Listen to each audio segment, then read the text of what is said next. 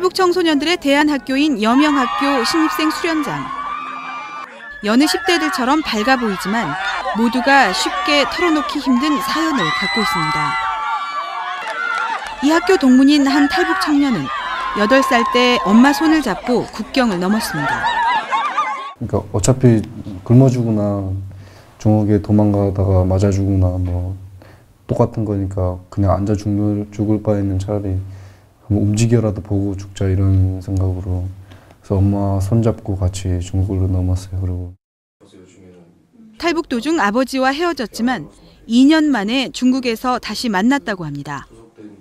근데 거기에서 이제 북한에 잡혀서 북송됐어요. 종신형으로 13년을 선고받고 그쪽으로 감옥 이름은 정확히 지금까지 잘 모르겠는데 어디로 종신형을 받고 갔다는 것 외에는 저는 몰라요.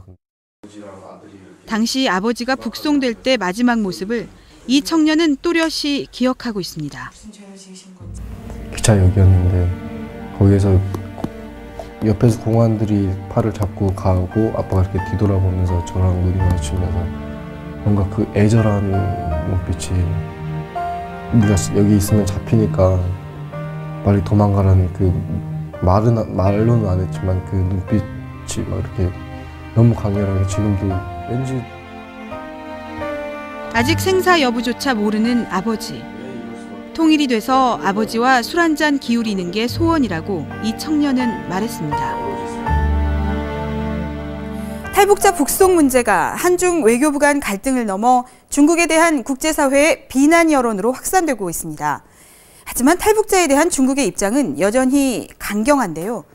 죽음의 북송길에 오른 혈육을 지켜봐야 하는 탈북자들의 고통과 삼엄한 북한 국경 지역의 상황을 취재했습니다. 목숨 걸고 북한을 탈출한 사람들이 중국에서 공안에 붙잡혔습니다. 강제 북송만큼은 절대 안 된다고 우리 정부가 요구하고는 있지만 중국은 전향적인 입장을 내놓지 않고 있습니다. 현재 중국에서 북송 위기에 놓인 한 10대 탈북자의 삼촌을 어렵게 만났습니다. 지난 2008년 탈북해 한국에 정착한 22살 이모 씨. 탈북자 가족의 신분을 보호하기 위해 인터뷰 장면을 재현했습니다. 이 씨는 어린 조카가 중국에서 붙잡힌 당일 조카와 전화 통화를 했다고 합니다. 그냥 잡혔다고 울죠. 네, 그냥 나 알죠. 걔도 아무리 어리다고 해도 거기에서 살았는데 왜 총살당하는 걸 봤어요? 거기서 보게 하는데 보이게 하는데 어떻게 안 보면 또 이상하게 되니까 거기서 다 보고 그러니까 걔도 자기도 무서운 거 알죠. 조카가 북송되느니 차라리 죽는 게 낫다고까지 말합니다.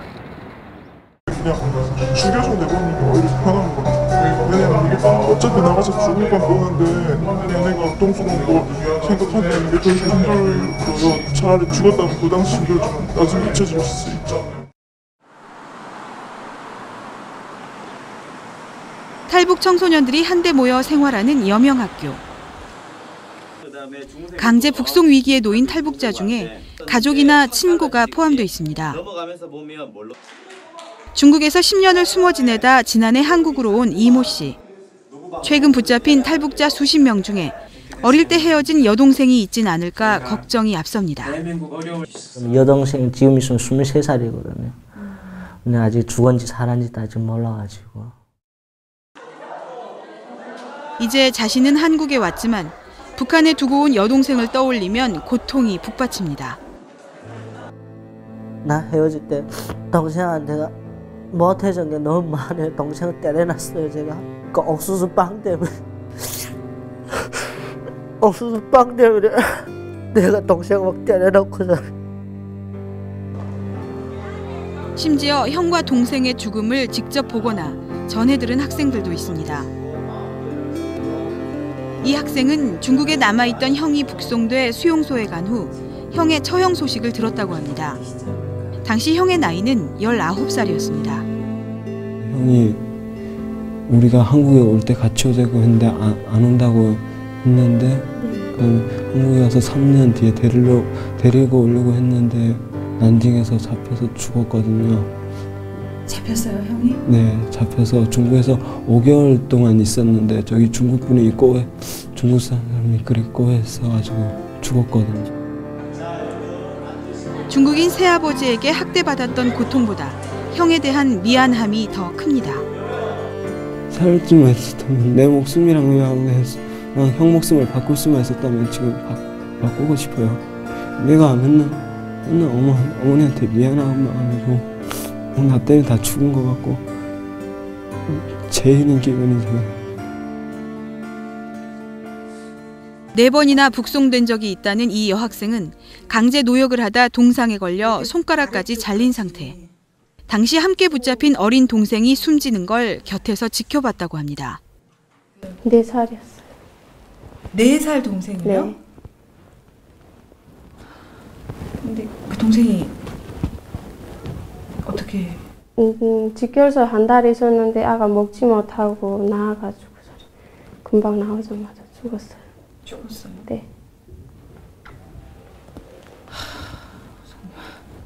그 동생이 그러면은 뭘 했어요? 그 안에서, 단련대 안에서? 그냥 저가 업고 일했거든요. 업고 일했어요? 네. 뭐 애가 있다 해가지고 봐주는 거 아니거든요. 그냥 애 있어도 뭐 업고 일하고, 그리고 동생가 울면은 네가 달래라 하면. 4년 2월달 그날 한 통에 6사람이 중국에 있다. 연일 탈북자 강제 북송 중단 시위가 열리는 주한 중국 대사관 앞. 탈북자들의 절규와 호소가 쏟아집니다. 탈북자들 잡아서 거기 복송하면 거기서 1년도 못 돼서 꽃동산에 묻힙니다. 꽃동산이 뭔지 압니까? 여러분, 꽃처럼 아름다운 극락세계 꽃동산이 아니라 죽어서도 마음 편하니까 하는 꽃동산이라서 꽃동산이라고 합니다. 시위장에 나온 한 탈북 여성. 이 여성도 탈북 후 중국에서 붙잡혀 강제 북송됐다가 3년의 수용소 생활을 한 뒤 다시 탈북했습니다. 북한에 두고 온 동생이 마음에 걸려 밥 한 끼도 편히 먹기 어렵다고 합니다. 이기 와서는 진짜 입밥 한 공기도 진짜 다 못 먹어. 이기 오니까 먹을 게 많으니까. 그리고 그거 볼 때는 북한에 있는 가족들이 많이 생각나서.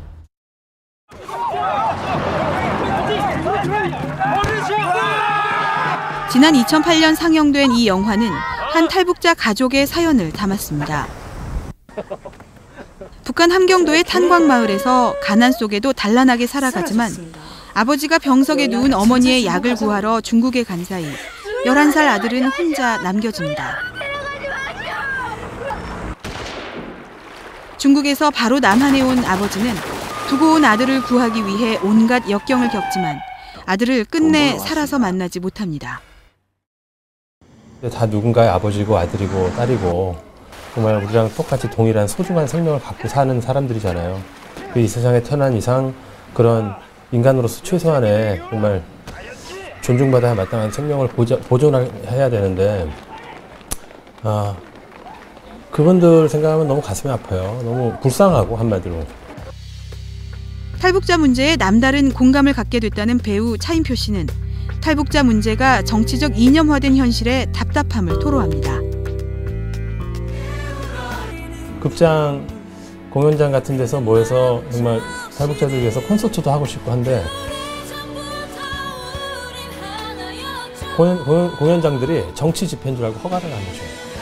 생명 살리자고, 이 사람들 생명 살리자고 그런 콘서트를 하려고 하는데 그냥 아무 정치적인 뜻 없이 진보, 뭐 보수 이게 아니라 그냥 근데 이것은 정치 집회입니다. 우리 극장은 할 수 없습니다.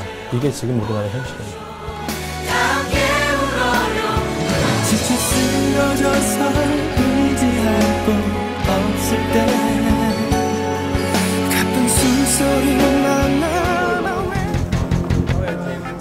북한 국경 지역의 탈북자 인권은 최악으로 치닫고 있습니다. 지난해 10월 압록강에선 탈북 남성이 현장에서 촌살되기도 했습니다. 김정일 사망 이후 현지 분위기를 북한 내부 소식통을 통해 알아봤습니다. 최근 중국의 북한 접경지에는 빈틈없이 철조망이 설치됐지만 탈북 난민의 수는 여전히 늘고 있다고 합니다. 옛날에 가진 철망도 없었는데, 가진 철망 가진 시간에 중국 중국하고 조선하고 무슨 입장에서 한 거죠. 그래도 들어오는데 이건 막을 게 없어요. 이달 초 중국 선양에서 붙잡힌 탈북자들은 검문에 의해서가 아니라 내부 제보에 의해 검거된 것으로 추정됩니다. 그 많은 공안이 그 버스 하나를 이렇게 해가지고 잡을 수가 없죠. 거기 또 12명이 탄다는 정확한 숫자까지 파악을 할 수도 없고. 그런데 함께 붙잡힌 탈북자 중 2명이 다음 날 곧바로 풀려났다고 합니다. 이들이 탈북자인 것처럼 위장해 다른 탈북자의 위치와 신원을 중국 공안에 넘겨준 것은 아닌가 의심이 가는 대목입니다. 북한에서 파견되어 왔지만 중국 공안에서도 협조를 주기 때문에 빠르게 잡혔다 빠르게 풀려나고 중국 현지에서 활동하는 숫자가 약 2,000명 정도인데 대부분 30대 미만.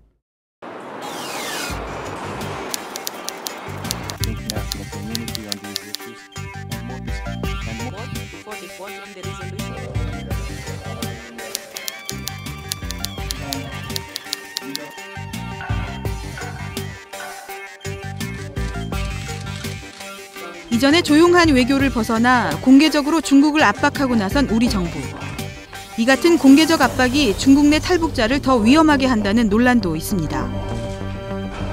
관건은 중국의 실제 태도 변화를 이끌어낼 수 있는가 여부. 중국의 입장은 여전히 강경합니다.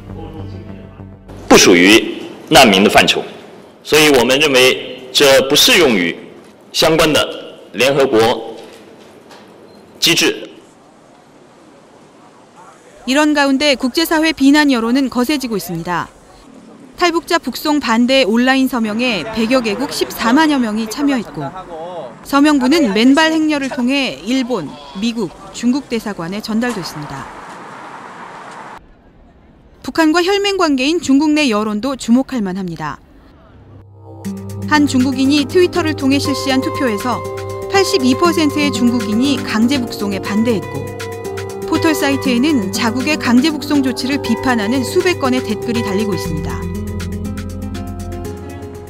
진보와 보수로 갈린 한국에서도 젊은 변호사 304명이 중국의 전향적 결단을 촉구하며 법리적 의견을 제시했습니다. 고문방지협약 제3조는 중국이 1988년에 비준해서 취약국이 되어 있는 상태이기 때문에 중국이 탈북자들이 난민이라고 규정을 하건 아니건과는 무관하게 고문방지협약을 준수해야 되는 분명한 국제법적 책임이 있는 것이죠. 결국 무엇보다 중요한 것은 한국 사회의 여론과 관심이라는 목소리가 커지고 있습니다. 먼 역사의 훗날에 우리 동포가 굶고 우리 동포가 끌려가고 죽음의 그 사지에 몰려 있을 때 우리는 뭐 하고 있었냐라고 우리 후손들이 물을 때 그 사람들의 생명만 생각해 주시고 이 아이들의 이 절규하는 아이들의 소원을 좀 들어주셨으면 좋겠어요. 네.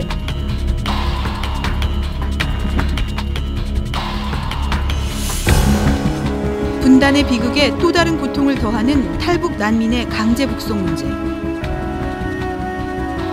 지금도 중국 땅에서 죽음의 북송길에 오르는 수많은 탈북자들은 한국으로 올 수 있기만을 간절히 바라고 있습니다.